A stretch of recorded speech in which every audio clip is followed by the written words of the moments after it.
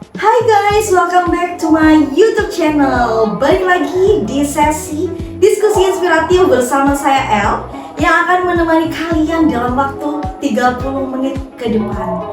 Ya, dan pada hari ini kita kedatangan narasumber yang luar biasa. Ya, kita kedatangan praktisi di bidang fashion dan nanti kita akan panggil. Tapi sebelum itu kita akan bahas sedikit apa sih yang akan kita diskusikan pada hari ini. Kalau kita lihat perkembangan dunia kerja beberapa tahun terakhir, rasanya tuh hampir semua sektor itu sedang mengalami perubahan yang besar. Teknologi seperti AI, Artificial Intelligence, Big Data, sampai otomatisasi mulai masuk ke berbagai proses kerja. Bahkan sekarang banyak keputusan dalam organisasi yang mulai dibantu oleh sistem berbasis data loh. Menariknya, perubahan ini juga terjadi dalam bidang yang mungkin sering dianggap paling manusiawi, yaitu manajemen sumber daya manusia atau HR. Dulu, HR itu sering dipersepsikan hanya sebagai bagian administratif saja. Tugasnya mengurus absensi, kontrak kerja, atau penggajian. Tapi sekarang situasinya sudah berubah. HR mulai menggunakan teknologi dan data untuk membantu organisasi mengambil keputusan strategis tentang tenaga kerja. Dan di diskusi kita hari ini kita akan membahas bagaimana core HR dan workforce management mengalami transformasi di era artificial intelligence. Kita akan mulai dari konsep umumnya terlebih dahulu, lalu nanti kita coba lihat bagaimana konsep ini juga relevan dalam praktik industri, termasuk industri kreatif seperti fashion dan busana. Dan langsung aja kita persilahkan untuk masuk narasumber hebat kita pada hari ini. Silahkan Bu, monggo.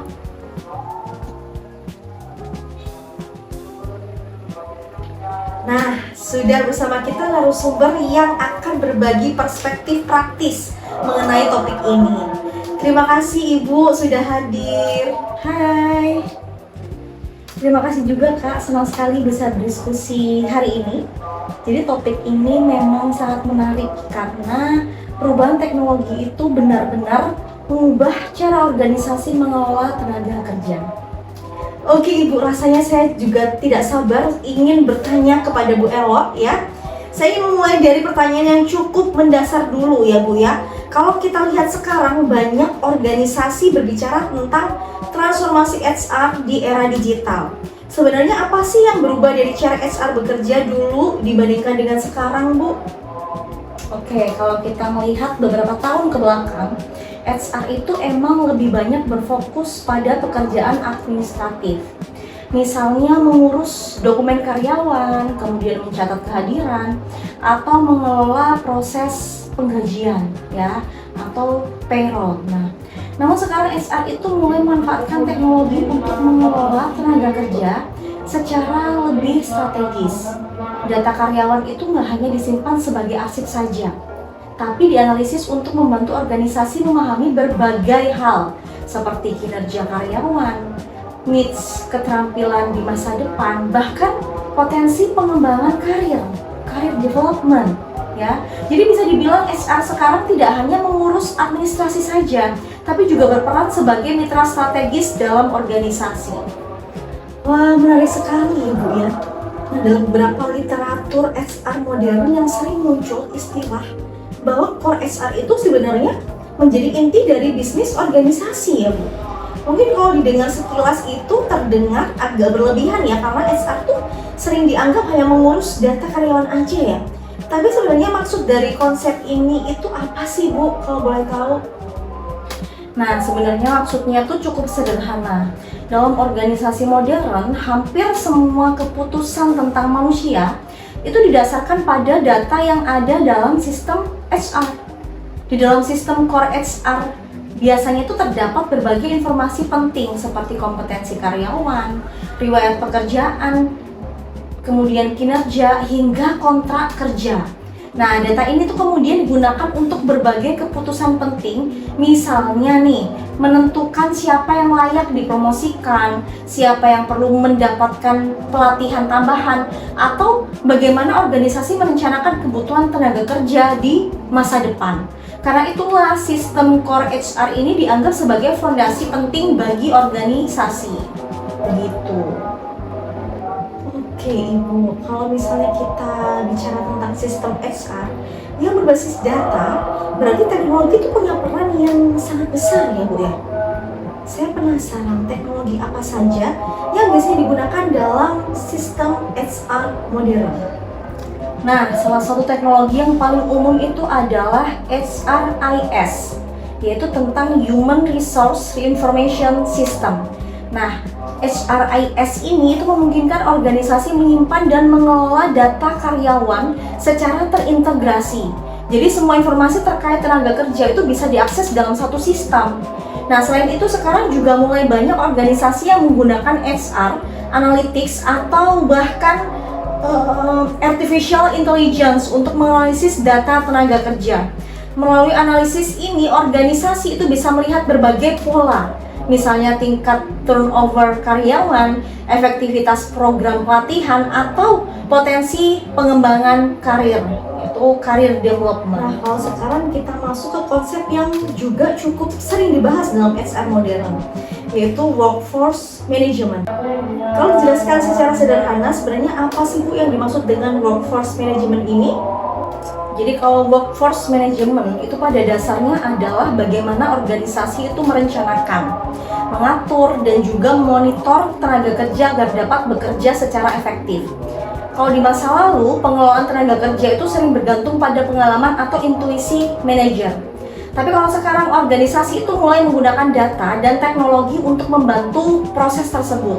Misalnya untuk memprediksi kebutuhan tenaga kerja, needs-nya, kemudian untuk mengatur schedule kerja, atau memonitor produktivitas karyawan. Nah, dengan pendekatan ini, organisasi ini dapat mengelola tenaga kerja secara lebih teratur, sistematis, seperti itu. Oke, kalau kita bicara tentang workforce management ini, salah satu hal yang sering muncul itu adalah konsep perencanaan tenaga kerja berbasis data. Sebenarnya bagaimana organisasi menggunakan data untuk merencanakan kebutuhan tenaga kerja? Nah, organisasi itu biasanya menggunakan analitik data untuk melihat berbagai tren dalam tenaga kerja. Misalnya, mereka melihat data historis mengenai kinerja organisasi, tingkat turnover karyawan, atau mungkin perubahan kebutuhan pasar, market ya. Dari data tersebut, organisasi itu dapat memperkirakan berapa jumlah tenaga kerja yang dibutuhkan di masa depan dan keterampilan apa yang perlu dikembangkan. Nah, pendekatan ini membuat organisasi itu lebih siap menghadapi perubahan, ya, change ya. Namun tentu saja tentu aja data itu tetap harus dipahami secara kritis. Karena keputusan tentang manusia itu tidak bisa sepenuhnya bergantung pada angka. Oke, gitu. Semakin menarik nih pembahasan kita pada hari ini. Kalau misalnya kita lihat perkembangan teknologi sekarang ya Bu ya, bukan hanya data karyawan yang dianalisis, tapi bahkan ada sistem yang bisa mengatur jadwal kerja secara otomatis. Saya itu sering mendengar istilah algorithmic management, yang mana sistem algoritma mulai ikut mengatur bagaimana tenaga kerja itu bekerja. Menurut Ibu nih, apakah pendekatan seperti ini tuh benar-benar membantu organisasi, Bu? Sebenarnya dalam banyak kasus ya memang membantu gitu loh. Karena sistem algoritma itu bisa menganalisis data operasional organisasi lalu menentukan bagaimana distribusi tenaga kerja yang paling efisien. Misalnya nih, menentukan beberapa orang yang harus bekerja dalam satu shift, bagaimana pembagian jam kerja, atau kapan organisasi itu membutuhkan tambahan tenaga kerja. Tapi di sisi lain, konsep algorithmic management ini itu juga menimbulkan diskusi yang cukup kritis ya. Ketika terlalu banyak keputusan kerja ditentukan oleh sistem algoritma, maka ada resiko bahwa kerja itu bisa hilang atau tidak bekerja. Sebagai alat bantu bagi manajemen, bukan sebagai pengganti sepenuhnya dalam pengambilan keputusan yang menyangkut manusia. Oke, berarti selain penjadwalan kerja, teknologi itu juga sering digunakan untuk memonitor produktivitas karyawan. Nah, sekarang banyak ya organisasi itu menggunakan sistem digital yang dapat melihat data, kehadiran, kemudian output kerja, bahkan aktivitas kerja secara real time ya Bu ya.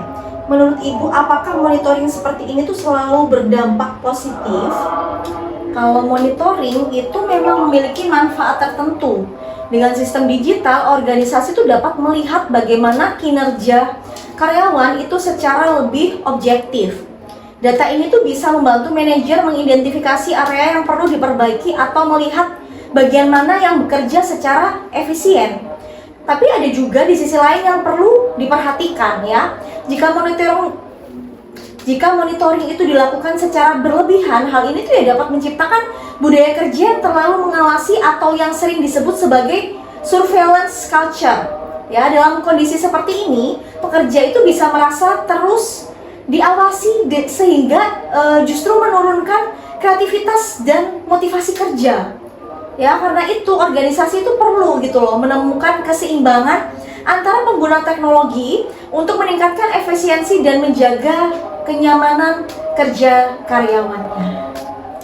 Menarik sekali kalau misalnya kita coba melihat lebih konkret ya Bu ya. Misalnya dalam industri busana atau garment, jumlah tenaga kerja itu biasanya cukup besar dan proses produksinya juga kompleks. Mulai dari desain, kemudian pembuatan pola, hingga proses jahit dan finishing. Menurut Ibu, bagaimana konsep workforce management ini diterapkan dalam industri yang seperti itu? Nah, kalau dalam industri garment, pengelolaan tenaga kerja itu memang sangat penting karena proses produksinya itu melibatkan banyak pekerja dengan tugas yang berbeda-beda. Teknologi itu dapat membantu perusahaan melihat data produksi dari setiap lini kerja.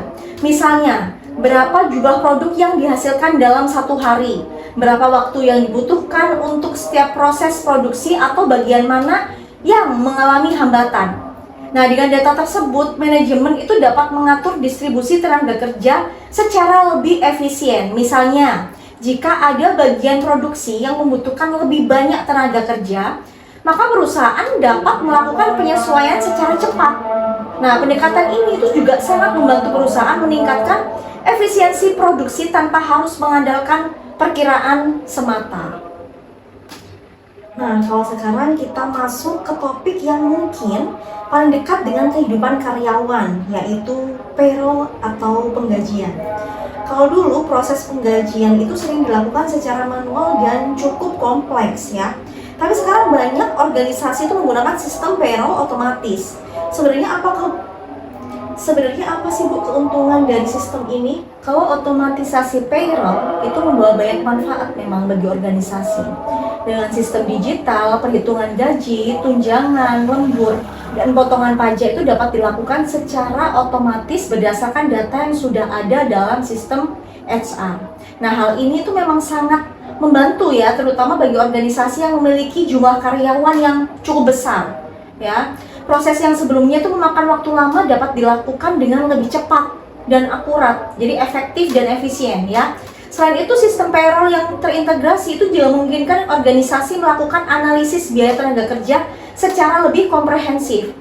Tapi, organisasi itu juga perlu memastikan bahwa sistem tersebut itu tetap transparan, sehingga karyawan memahami bagaimana perhitungan gaji mereka dilakukan atau dianalisis ya, ada perhitungan gajinya gitu. Nah, kalau misalnya kita kaitkan dengan industri busana atau garment, biasanya jumlah pekerjanya bisa ratusan Bu ya, bahkan ribuan orang. Dalam kondisi seperti ini tentunya pengelolaan payroll itu menjadi sangat kompleks. Bu, apakah sistem digital itu benar-benar membantu dalam situasi seperti ini? Sangat membantu ya. Jadi dalam industri garment, sistem payroll digital itu biasanya terhubung dengan data absensi dan output produksi karyawan. Misalnya data mengenai jumlah jam kerja, lembur, atau bahkan insentif itu berdasarkan jumlah produk yang dihasilkan. Ya, dengan sistem yang terintegrasi seperti ini, proses penggajian itu menjadi jauh lebih efisien dan resiko kesalahan perhitungan dapat dikurangi. Selain itu, perusahaan itu juga dapat memonitor biaya tenaga kerja secara lebih transparansi ya. Karena hal ini tuh penting karena dalam industri manufaktur seperti garment, Biaya tenaga kerja itu merupakan salah satu komponen utama dalam struktur biaya produksi. Nah, kalau selain gaji nih ya Bu ya, biasanya karyawan tuh juga mendapatkan berbagai bentuk tunjangan atau benefit dari perusahaan. Nah, mulai dari seperti asuransi kesehatan, tunjangan kesejahteraan, hingga fasilitas lainnya ya Bu ya. Tapi saya penasaran Bu, di era digital seperti sekarang, apakah pengelolaan benefit ini itu juga mengalami transformasi seperti halnya payroll? Yes, of course. Saat ini memang banyak organisasi mulai mengelola administrasi benefit secara digital, yang artinya berbagai informasi terkait tunjangan karyawan itu dapat diakses melalui sistem HR yang terintegrasi. Karyawan itu bisa melihat informasi tentang asuransi kesehatan, tunjangan, atau fasilitas lain melalui platform digital yang disediakan oleh perusahaan. Nah, digitalisasi ini itu membuat proses administrasi menjadi lebih efisien karena HR itu nggak lagi harus mengelola semuanya secara manual. Ya, selain itu, transparansi itu juga meningkat karena karyawan itu dapat dengan mudah memahami hak-hak yang mereka miliki dalam organisasi. Aduh, super menarik sekali ya. Bahkan saya juga sempat membaca bahwa sekarang itu beberapa perusahaan mulai menggunakan AI ya, Artificial Intelligence ya, untuk merekomendasikan paket benefit yang sesuai dengan needs dari karyawan. Apakah Bu ya, pendekatan seperti itu benar-benar sudah diterapkan di beberapa organisasi? Ya, memang di beberapa organisasi besar pendekatan seperti ini tuh sudah mulai digunakan ya. Sistem berbasis AI itu dapat menganalisis berbagai data karyawan, misalnya usia, kemudian kondisi keluarganya, atau riwayat penggunaan benefit. Nah, dari data tersebut, sistem itu dapat memberikan rekomendasi benefit yang paling relevan bagi setiap individu. Nah, pendekatan ini tuh membuat kebijakan benefit menjadi lebih personal dan sesuai dengan needs dari karyawan. Tapi tentu saja organisasi itu juga harus berhati-hati dalam penggunaan data pribadi agar tidak melanggar prinsip privacy dan etika dalam pengelolaan data. Oke, kalau sekarang kita itu juga sering mendengar Bu istilah Employee Self-Service atau ISS ya dalam sistem HR digital. Kalau kita lihat sekilas Bu, sistem ini tuh terlihat seperti sederhana, tapi sebenarnya tuh cukup menarik karena mengubah cara karyawan berinteraksi dengan HR. Menurut Ibu, apa sebenarnya fungsi utama dari sistem ini? Kalau employee self-service itu memungkinkan karyawan untuk mengakses berbagai layanan HR secara mandiri melalui sistem digital. Misalnya nih, mereka tuh bisa melihat slip gaji, kemudian mengajukan cuti, memperbarui data pribadi, atau mengakses informasi terkait benefit ya. Sistem ini tuh juga membuat proses administrasi itu menjadi lebih cepat dan efisien. Karena karyawan itu nggak selalu harus melalui HR untuk setiap kebutuhan administratif. Selain itu, ISS ini juga meningkatkan pengalaman karyawan karena mereka tuh dapat mengakses layanan HR kapan saja dengan lebih mudah. Ibu, selain ISS, sekarang itu juga mulai banyak organisasi menggunakan chatbot berbasis AI untuk menjawab pertanyaan karyawan. Bahkan beberapa perusahaan itu menyediakan layanan HR yang bisa diakses selama 24 jam melalui chatbot. Menurut Ibu, apakah teknologi seperti ini tuh benar-benar efektif untuk saat ini? Nah, kalau untuk chatbot itu memang sangat membantu, terutama untuk menjawab pertanyaan yang sifatnya itu rutin ya, misalnya pertanyaan tentang kebijakan cuti, prosedur administrasi, atau informasi mengenai benefit karyawan. Dengan chatbot, karyawan itu bisa mendapatkan jawaban dengan cepat ya, tanpa harus menunggu HR. Namun untuk masalah yang lebih kompleks atau sensitif, interaksi manusia itu tetap sangat penting gitu ya, tetap yang utama ya. Oleh karena itu chatbot itu sebaiknya diposisikan sebagai pelengkap layanan HR, bukan pengganti secara sepenuhnya gitu. Oke, luar biasa sekali, benar-benar semakin saya itu mendapatkan pencerahan, mendapatkan ilmu baru Bu. Oke Bu, kalau misalnya sekarang kita melihat industri fashion ya dari sisi lain, misalnya fashion retail seperti toko pakaian atau brand fashion, biasanya tenaga kerja di sektor ini tuh juga cukup dinamis ya Bu ya.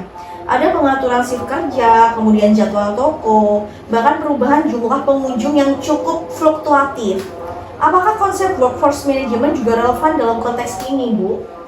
Pastinya sangat relevan ya. Dalam fashion retail, teknologi itu dapat membantu manajemen mengatur jadwal kerja karyawan berdasarkan data kunjungan dari pelanggan atau customer ya. Misalnya nih, ketika ada periode tertentu seperti promo besar atau musim belanja, sistem itu dapat membantu perusahaan menyesuaikan jumlah staf yang bertugas ya, tapi biasanya memang momentum-momentum tertentu gitu. Nah, dengan pendekatan ini operasional toko itu menjadi lebih efisien dan pelayanan kepada pelanggan itu juga pastinya dapat ditingkatkan.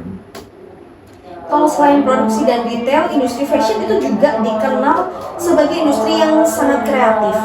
Ada desainer, kemudian pattern maker, dan juga berbagai profesi kreatif lainnya. Kalau dalam konteks ini nih Bu, bagaimana HR itu dapat membantu organisasi mengembangkan talenta kreatif tersebut? HR itu dapat menggunakan data untuk mengidentifikasi potensi dan keterampilan karyawan. Misalnya melihat siapa yang memiliki kemampuan desain yang kuat, siapa yang memiliki pengalaman dalam pengembangan produk, atau mungkin siapa yang memiliki potensi untuk memimpin tim kreatif sebagai leader gitu ya. Nah, dengan pemetaan seperti ini, organisasi itu dapat merancang program pengembangan talenta yang lebih terarah, sehingga kreativitas karyawan itu dapat berkembang secara lebih optimal gitu. Nah, kalau ngomongin soal industri fashion kan terkenal dengan sebagai industri yang sangat-sangat beragam ya Bu ya, baik dari segi latar belakang pekerja maupun perspektif kreatif yang dibawa oleh setiap individu. Kalau dalam konteks ini, menurut Ibu bagaimana teknologi itu dapat membantu organisasi menciptakan lingkungan kerja yang lebih inklusif? Nah, kalau teknologi itu memang dapat membantu organisasi menganalisis data terkait promosi jabatan, kompensasi atau kesempatan pelatihan ya. Dengan analisis ini, organisasi itu dapat melihat apakah terdapat ketimpangan atau bias dalam kebijakan SDM ya. Pendekatan berbasis data ini tuh membantu organisasi merancang kebijakan yang lebih adil dan inklusif bagi seluruh karyawan.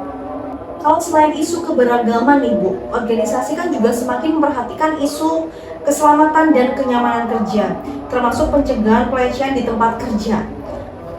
Menurut Ibu, apakah teknologi juga memiliki peran dalam hal ini? Iya, benar. Jadi kalau teknologi memang dapat membantu menyediakan sistem pelaporan yang lebih aman bagi karyawan. Misalnya, melalui platform digital yang memungkinkan karyawan itu melaporkan kasus pelecehan ya secara anonim, bisa saja ya. Nah, sistem ini tuh membuat karyawan merasa lebih aman, lebih safe ya bagi dirinya untuk melaporkan masalah yang mereka alami.